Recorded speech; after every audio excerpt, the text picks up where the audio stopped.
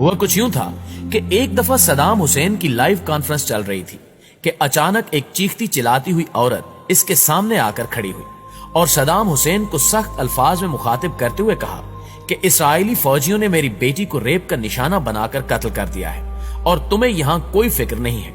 تم عیش و آرام کی زندگی بسر کر رہے ہو اور ادھر ہم پر مظالم کے پہاڑ توڑے جا رہے ہیں. اس عورت نے مزید کہا کہ روزانہ ہمارے گھروں سے اسرائیلی فوجی ہم سب کی آنکھوں کے سامنے ہماری بہنوں اور بیٹیوں کو اغوا کر کے لے جاتے ہیں جن کو بعد میں قتل کر کے پھینک دیا جاتا ہے اور ہمارے چھوٹے چھوٹے بچوں کو سڑکوں پر گھسیٹ گھسیٹ کر مار دیا جاتا ہے.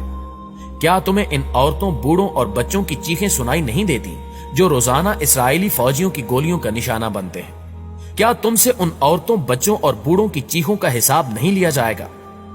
اس عورت کی یہ باتیں سن کر صدام حسین رونے لگا اور کہا کہ اب اسرائیل کا کوئی بھی شخص صبح کا سورج نہیں دیکھ پائے گا اور جس طرح یہودیوں نے ہماری ماؤں بہنوں کو رلایا ہے میں اسی طرح ان کی چیخیں نکلواؤں گا اور ان کو تہس نہس کر کے رکھ دوں گا.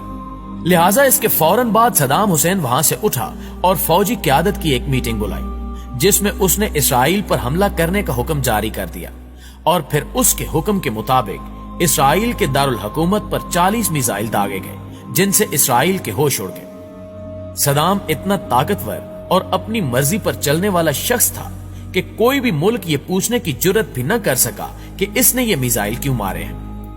ان 40 میزائلوں نے اسرائیل کے دارالحکومت تل ابیب کو مٹی میں ملا دیا جبکہ بڑی بڑی بلڈنگز تباہ و برباد ہو گئی اور ہزاروں یہودی جہنم واصل ہو گئے. صدام حسین نے یہ 40 میزائل ایک ایک کر کے داغے تھے. مطلب جب یہودی امدادی ٹیمیں اپنے مرنے والے یہودیوں کو اٹھا رہی ہوتی تھی تو اوپر سے ایک اور میزائل گر پڑتا تھا جو ان کو بھی موت کے منہ میں بھیج دیتا تھا. اسی طرح یہ دن یہودیوں کی زندگی کا آخری دن لگ رہا تھا. لہٰذا تمام یہودی چوہوں کی طرح اپنے اپنے گھروں میں چھپ گئے اور مرنے والے یہودیوں کی لاشیں ویسے ہی سڑکوں پر پڑی رہیں جو کتوں کی غذا بنی. صدام حسین کے حملوں سے لگتا تھا کہ آج کوئی ایک بھی یہودی بچ نہیں پائے گا لیکن اللہ کو کچھ اور ہی منظور تھا اور آخرکار کچھ یہودی ان حملوں سے بچ نکلنے میں کامیاب ہو گئے.